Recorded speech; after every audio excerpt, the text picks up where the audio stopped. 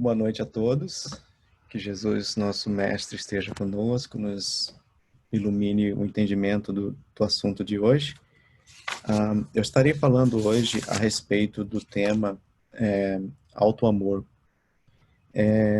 Então, o objetivo, esse tema, assim, por falar em amor, sempre quando a gente trata de amor, né, é um tema muito amplo, né? Então, assim, nós poderíamos colocar que esse tema, ele leva ao desenvolvimento de várias virtudes, né? Então, tipo, a gente não vai entrar nessas virtudes em abrangência, mas a gente vai focar mais, assim, em o que significa esse auto-amor, né? Muitas vezes as concepções erradas que muitas pessoas possam ter a respeito do que seja esse auto-amor, e bem como, assim, como nós realizar esse processo de auto-amar, né? E quais são os benefícios que ele pode trazer para nós. Então, a gente vai focar mais ou menos nesses três aspectos, e dentro dessa linha também a gente vai procurar trazer, assim, algumas fundamentações científicas atuais, né, que dão apoio, assim, quais são os benefícios desse auto-amor.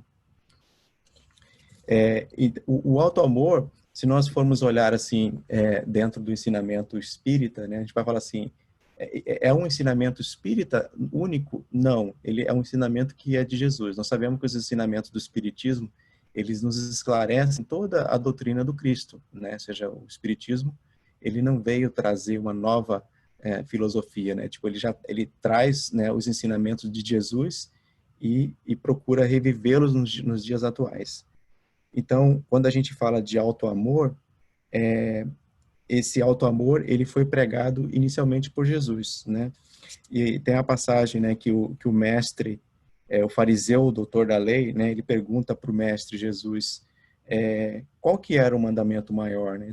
Nós sempre estamos analisando essa passagem, mas eu vou ler novamente para que a gente possa contextualizá-la aqui nesse estudo. Então Jesus respondeu: amarás o Senhor teu Deus de todo o teu coração, de toda a tua alma e de todo o teu espírito. Este é o maior e primeiro mandamento. É interessante que ele foca o primeiro mandamento em Deus, né? Ou seja, amar a Deus acima de tudo. E aqui tendes o segundo, semelhante a esse: amarás o próximo como a ti mesmo. Toda a lei e os profetas se acham contidos nesses dois mandamentos. O que é interessante nessa passagem, que eu gostaria de frisar aqui, é que são dois mandamentos, não são três mandamentos, são dois. O primeiro é amar a Deus, e o segundo é amar ao próximo como a si mesmo. Então, esse segundo mandamento, ele é tanto o amor ao próximo como a si mesmo, como sendo um único mandamento, ou seja, para mostrar quão correlacionados esses dois estão. Né? E aí, no final, ele coloca: toda a lei e os profetas se acham contidos nesses dois mandamentos. Então, o que nós estamos falando hoje aqui é o auto-amor, né? Ou seja, esse amar a si mesmo. Então, esse conceito do auto-amor, ele está embutido dentro dessa passagem, dessa resposta do Cristo, né? Ou seja, que é colocado como um mandamento maior. Então, de acordo com Kardec, na questão 886 do Livro dos Espíritos, ele coloca que o amor ao próximo é fazer todo o bem que está ao nosso alcance. Então, se a gente ler a pergunta nos comentários dessa questão, está lá: amar ao próximo é fazer todo o bem que está ao nosso alcance. Quando a gente fala em amar a nós mesmos, é fazer todo o bem que está ao nosso alcance para conosco mesmo. E a gente vai entrar um pouco em detalhes um pouco à frente como fazer esse processo. Mas é interessante nós vermos, assim, como que esse mandamento, ele é a base de todos os ensinamentos de Jesus, né? Ou seja, é o mandamento maior da lei. E o que eu vejo, assim, aí já seria mais uma interpretação minha, né, que eu coloco, que ao ler esse ensinamento de Jesus, a minha visão é que o amor a mim mesmo, porque para que nós possamos amar alguém, nós temos que primeiro nos amar, né? Porque se você não se ama, você não pode amar uma outra pessoa. Então, ou seja, o amor a si mesmo, ele nos induz ao amor ao próximo. E ao fazermos esse amor a si mesmo e o amor ao próximo, ele vai nos levar ao amor de Deus, né? Porque é como se a gente partisse do concreto para o abstrato, né? Ou seja, Deus, ele é uma coisa que nós não conseguimos entender ainda. Ele é o nosso Pai, né? O Livro dos Espíritos nos traz toda uma fundamentação, né, filosófica a respeito de Deus, né, da prova da existência de Deus, mas nós não conseguimos assim fazer uma prova científica que ele existe. Então, ou seja, e esse amor dele, para que nós possamos entender o amor de Deus, é preciso que nós façamos esse amor a si mesmo e amor ao próximo. E quanto mais nós intensificarmos isso, mais nós vamos nos inteirando desse amor de Deus e mais nós iremos amar a Deus, né? Então, ou seja, é um processo, por isso que são 2 mandamentos, ou seja, você amando a si mesmo, você automaticamente passa a amar o próximo. Porque o que significa, então, esse processo de auto-amor? Muitas pessoas confundem, né, com o egoísmo. A pessoa fala assim, você está se amando, será que eu me amar eu querer fazer tudo para mim, eu ter as coisas para mim, coisas materiais, ou mesmo ter pessoas, né, tipo, controlar? E não, isso não é o auto-amor. Então, o egocentrismo, ele é diferente. Quando a gente, ou então mesmo o amor próprio, como foi lido na mensagem inicial, né? Da própria Joana de Ângeles, que ela coloca que o amor próprio é a causa de muitos afligentes problemas que nós temos, né?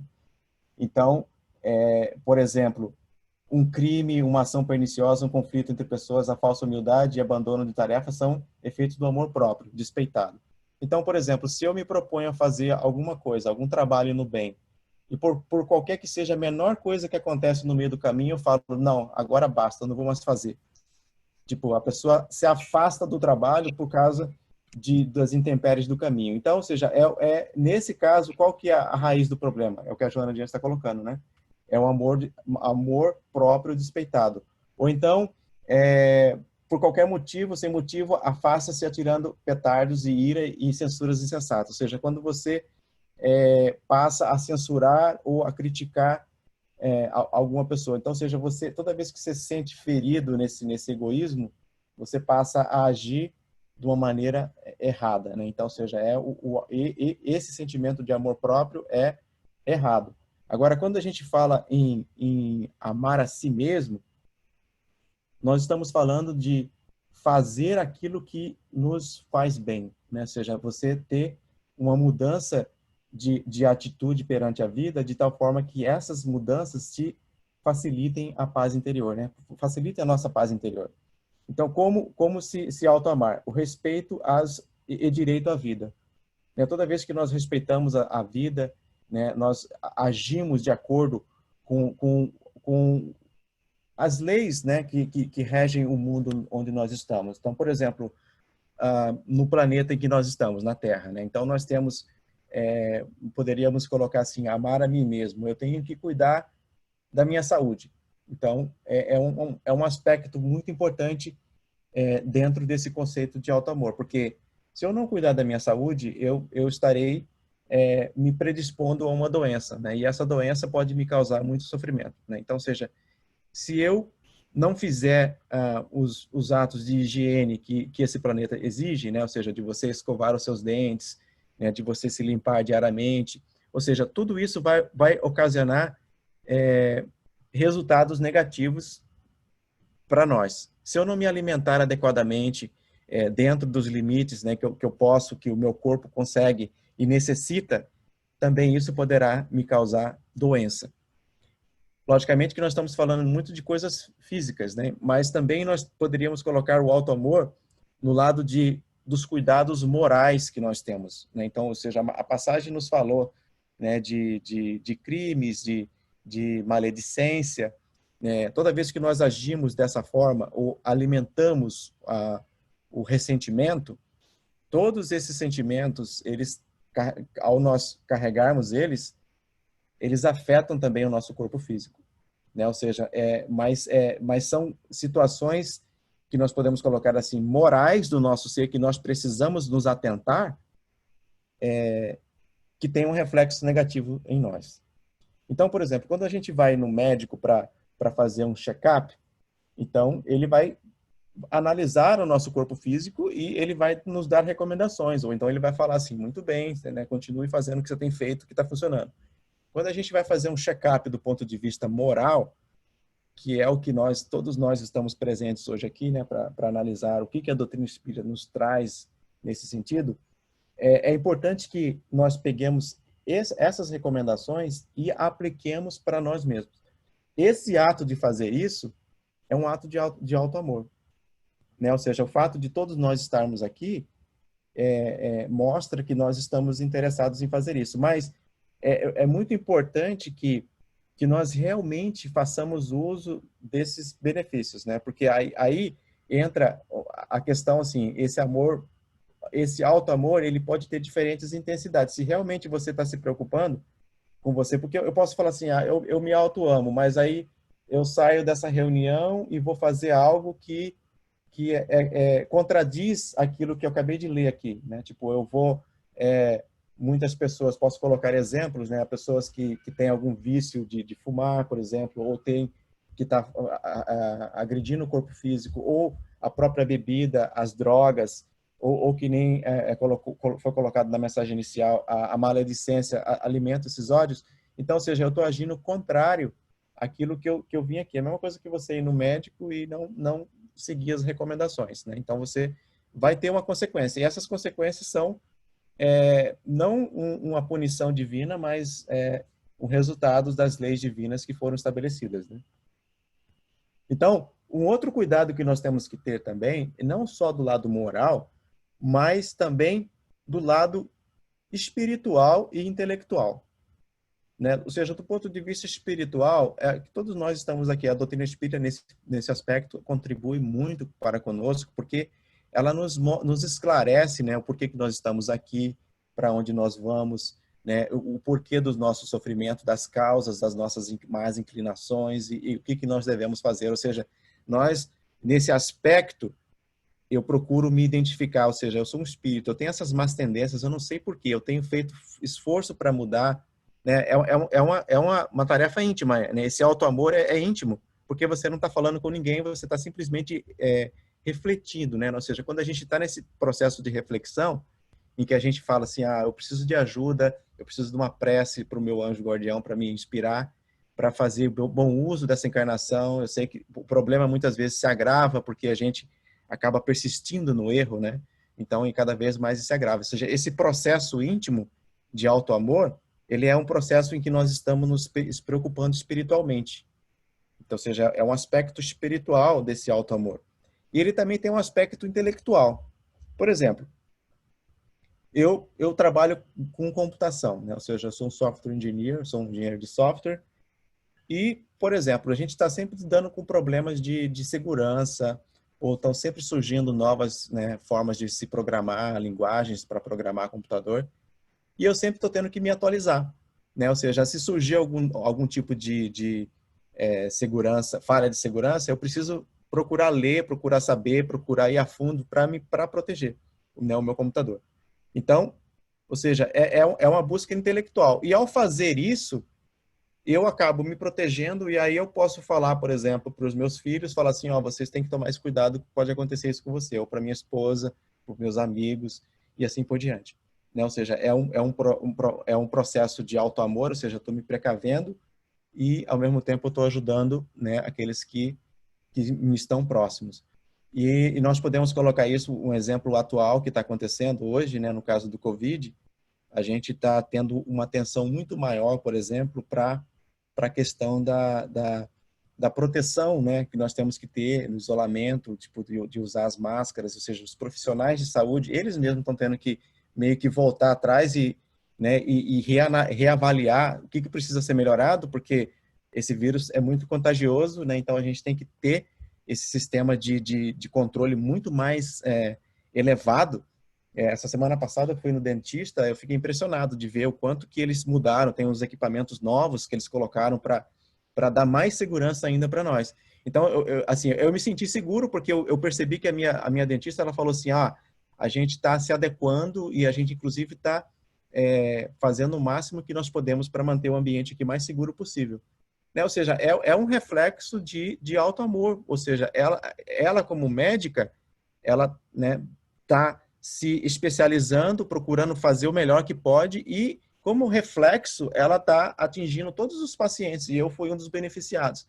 Então, é o exemplo que eu coloquei anteriormente, né? Ou seja, esse processo de auto-amor, ele é amar a si mesmo e amar o seu próximo. Ele vai te induzir automaticamente a esse amar ao próximo. E, logicamente, que nesse processo de auto-amor, a gente vai identificar o que realmente eu preciso para atingir aquilo que vai me trazer um estado de paz. O que a gente vive no mundo hoje é uma pressão muito grande, principalmente por causa do advento, né, das mídias sociais e das pessoas terem assim, uma facilidade muito grande para a divulgação do pensamento, do que pensam no momento. E, ao mesmo tempo, ela meio que extrapola essas situações em que as pessoas não têm essa alegria de viver, não têm um sentido para a vida, não estão se preocupando com o que nós colocamos aqui do lado espiritual. Tem um lado da família também, que é muito importante, dentro desse aspecto do auto-amor. Será que eu tenho dedicado tempo para minha família? Será que eu tenho dialogado com as pessoas que eu convivo? Será que eu não estou me deixando levar, muitas vezes, famílias que não têm diálogo, que simplesmente passam horas assistindo séries de televisão ou programas de televisão, né? E acaba criando aquela família que simplesmente estão habitando o mesmo teto, mas não tem aquele vínculo, né? E aí quando os problemas surgem, né, a falta do diálogo, ele só simplesmente agrava ainda mais essas situações, né? É o descaso de um pelo outro.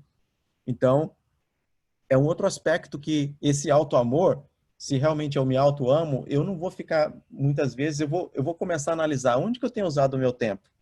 Será que eu tenho desperdiçado o meu tempo em coisas que não estão me acrescentando? Então, a pessoa que está nesse processo, ela vai falar assim, eu não vou conseguir mudar isso de hoje para amanhã. Eu gasto 3 horas em social media por dia. De repente, amanhã eu consigo só 2. E assim, esse processo é um processo gradual, mas ao mesmo tempo existe o conteúdo da vontade, né? Precisa ter a vontade. E a gente só vai ter a vontade quando a gente saber realmente dos resultados que isso pode trazer para nós, né? E o resultado que a gente quer é justamente esse sentimento de paz interior, esse sentimento de plenitude, né? Esse sentimento de que a gente não está carregando aquela mágoa que muitas vezes até nos escraviza, né? Se a gente for pensar assim, esse processo de auto-amor, ele vai permitir com que nós nos libertemos muitas vezes de situações que nós mesmos criamos. E aí, logicamente, que entra todos aqueles processos de fuga psicológica, né? Ou seja, muitas pessoas que ficam horas, 5 horas, 6 horas de mídia social, é um mecanismo de fuga, né? Então, o que está causando isso? Então, a pessoa, e logicamente que nesses processos mais graves, a pessoa que se auto-ama, ela vai falar assim, eu preciso resolver isso, eu não estou conseguindo. Então, existem formas da gente resolver, ou seja, eu preciso procurar um especialista, né? Eu preciso ir num médico para ver o que ele vai me orientar, e indo nesse médico, ele vai identificar que há algum desequilíbrio físico, ele vai me auxiliar. Eu posso também, em paralelo a isso, utilizar-me, né, por exemplo, da doutrina espírita ou de qualquer outra religião que vá te fortalecer, né, nesse lado moral, nesse lado intelectual, nesse lado né, de estar em paz consigo mesmo, porque o importante é nós realizarmos essas mudanças, porque isso vai nos causa, na verdade, as doenças, né? Então, para exemplificar esse ponto das doenças, o auto-amor, ele nos leva, né, esse processo de auto-amor, ao ser praticado, a gente nós começando a fazer isso, vamos mudar comportamentos. E essa mudança de comportamentos pode nos trazer a própria autocura. E existem cientistas aqui, principalmente aqui nos Estados Unidos, alguns os exemplos que eu estou colocando, mas no mundo todo estão tendo muitas linhas de pesquisa nesse aspecto, né? Que, por exemplo, o Dr. Dean Ornish, ele publicou um livro chamado Amor e Sobrevivência. Ele é um cardiologista. E ele narra que, no livro dele, ele coloca que as enfermidades, a maioria delas, muitas vezes, tem a origem na falta de perdão e na intolerância que as pessoas mantêm dentro de si mesmas, né? Ou seja, essa falta de auto-perdão ou da falta do perdão ao outro, né? A intolerância é a fonte de muitas das enfermidades que ele analisou. Então, ou seja, as pessoas, nesse processo, né, as pessoas alimentam esse desejo de revide, ficam com ideias fixas, né? Ou seja, o grande problema do não perdoar-se, ou não perdoar ao próximo, né, nesse processo. A gente, no caso nosso, a gente está até mais no processo de si mesmo, né, porque é o auto-amor. Mas que nem eu coloquei, ele leva também ao próximo, né, porque você pode não se perdoar, você não perdoa o próximo também. Então, esse processo, ele te leva a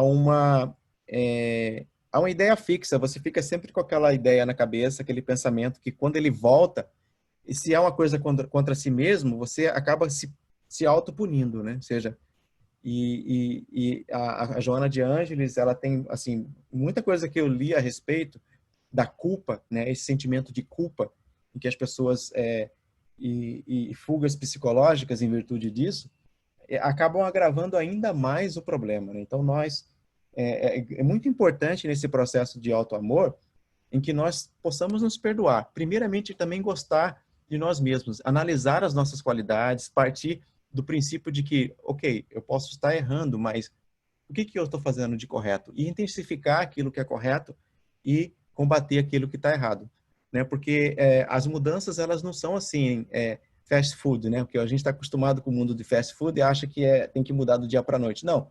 E é importante a gente identificar o que é que realmente eu gosto, o que me causa o bem-estar, né? O que me causaria a alegria de viver, ou seja, é um processo íntimo.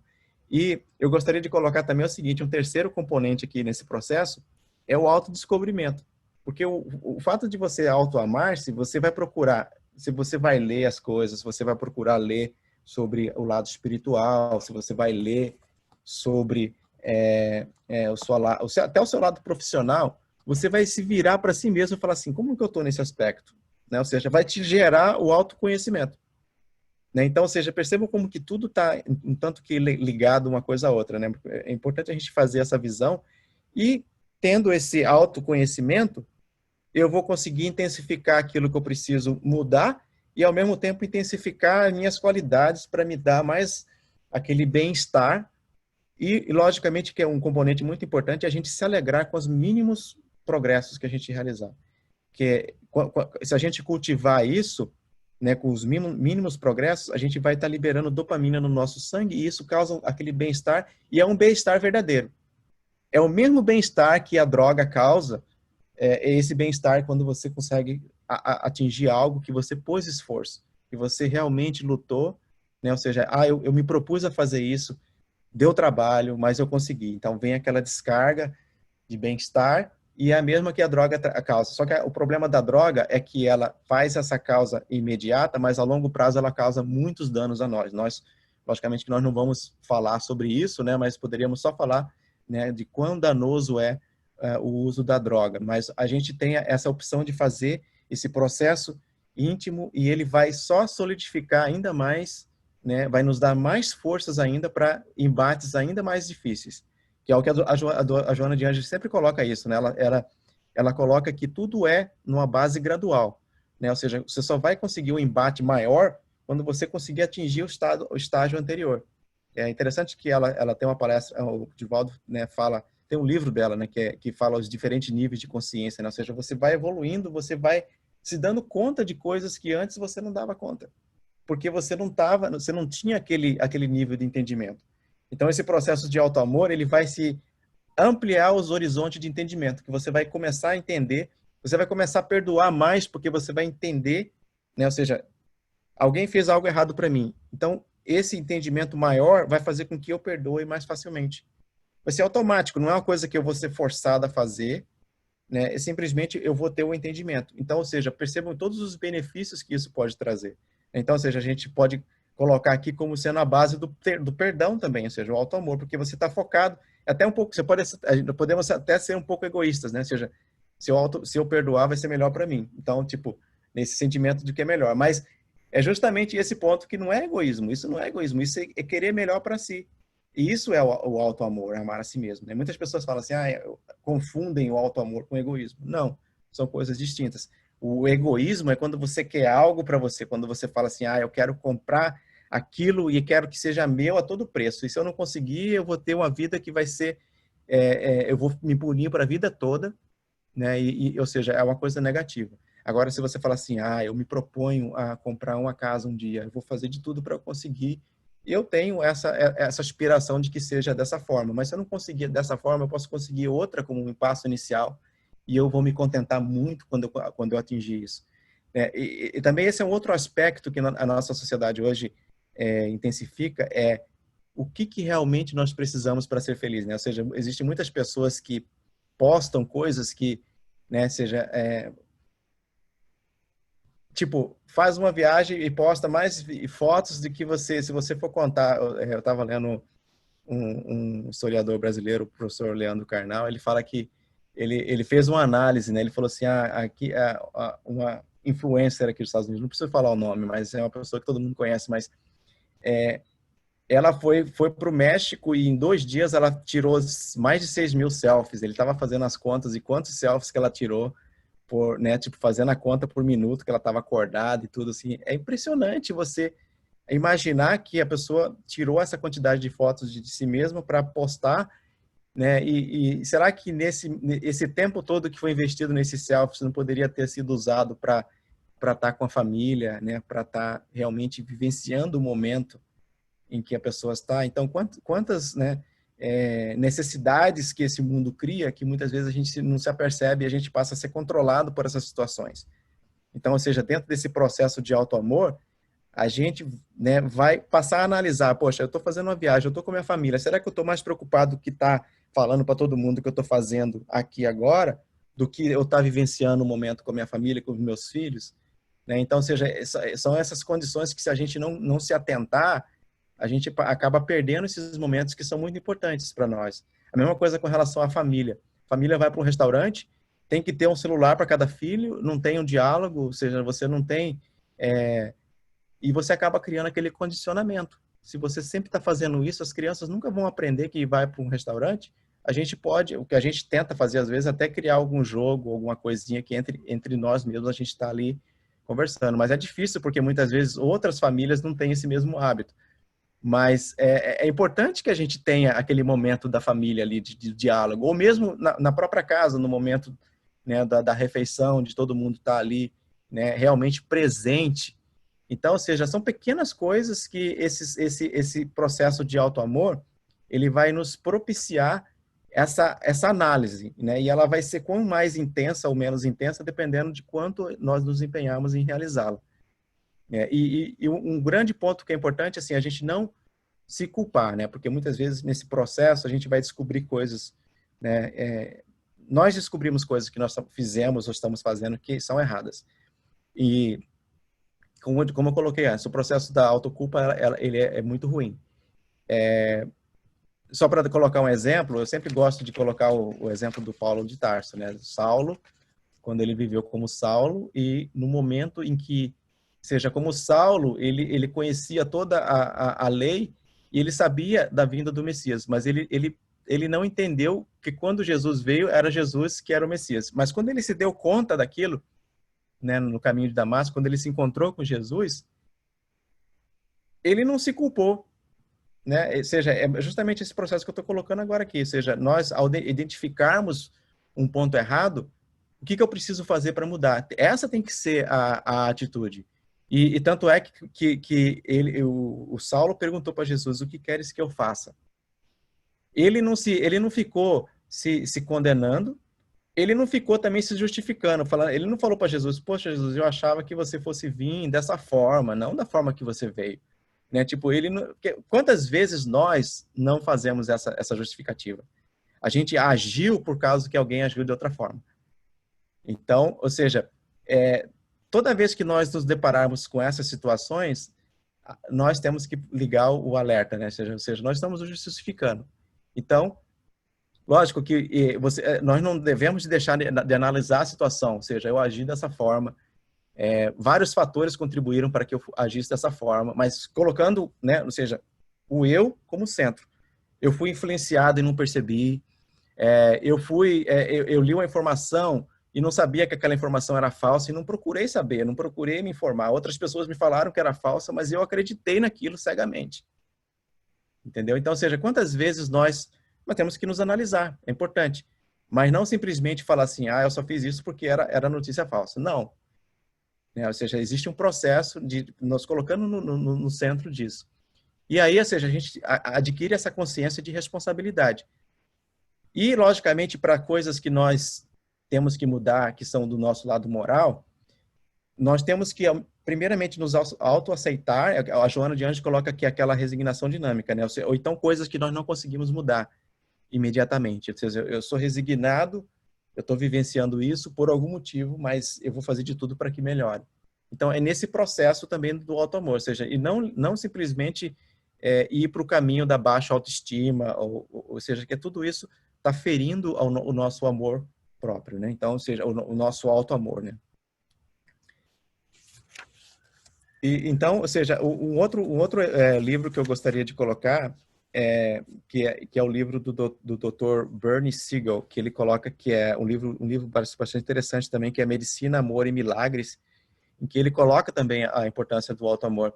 E é interessante que ele é professor, inclusive, de Harvard. Bernie Siegel, não, de Harvard é o Stewart Wolf. Ele é um escritor, né, o Bernie Siegel. Não, Bernie Siegel é de Yale. Eu não coloquei aqui, mas ele é de Yale. Também é um professor. Esse livro dele, ele coloca o seguinte, ele coloca a história de um paciente dele que, quando chegou no consultório dele, já estava assim, em estado de câncer terminal. Assim, ele falou que você precisa fazer uma cirurgia. E ele conta assim que o paciente simplesmente desapareceu. E depois de 4 anos, ele falou, não, o primeiro paciente falou para ele assim, eu não posso fazer essa cirurgia agora, porque quando ele foi fazer a consulta, era no mês era o mês de abril e estava durante a primavera. Então ele trabalhava com jardins, jardinagem. Então ele falou, eu não posso me ausentar agora porque é o período principal do ano em que ele fazia o trabalho dele. E, ou seja, ele tinha essa meta de vida, ele tinha essa alegria de viver. O médico percebeu. E o médico falou que ele simplesmente falou, e ele estava com a neta, e a neta falou assim, sabe como que é, quando chega a idade, as pessoas colocam as coisas na cabeça e não quer mudar, ainda falou para ele brincando, né?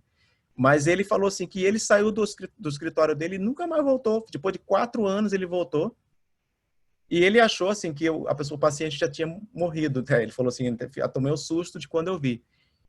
E ele conta que o paciente falou para ele que dentro desse processo dele, que ele precisava de fazer um câncer do estômago, que ele conseguiu, né? Ou seja, ele desenvolveu esse câncer pela forma como ele vivia. Ele era uma pessoa muito rancorosa, sempre guardando aquele rancor, aquela pessoa turrona, né? Eu acho que ele fala assim, é turrona, né? Ou seja, sempre mal-humorado. E ele falou que isso, com o tempo, ele desenvolveu esse câncer. E quando ele tinha feito um tratamento inicial, o médico falou para ele que o câncer era resultado da forma como ele estava vivendo. E ele se propôs a fazer uma mudança de vida. E aí foi justamente nesse processo em que ele procurou esse médico, ele estava dentro desse processo de mudança, em que ele mudou o paradigma de vida dele. E aí o médico falou assim que ele não acreditou realmente quando ele viu esse paciente depois de 4 anos, analisando o registro dele, e ele coloca no livro dele que esse milagre, ele aconteceu por causa da mudança da atitude do paciente, né? Ou seja, esse ato dele, né, de desenvolver o amor pela vida, do auto-amor, ou seja, ele viu que aquilo estava prejudicando ele e ele passou a se preocupar consigo mesmo, né? Então, ou seja, esse processo, então, é narrado por esse professor, né? Ou seja, como eu coloquei, tem vários outros exemplos. Então, eu acho assim que o tema ele é bastante pertinente, né, para nós dentro desse processo da reforma íntima.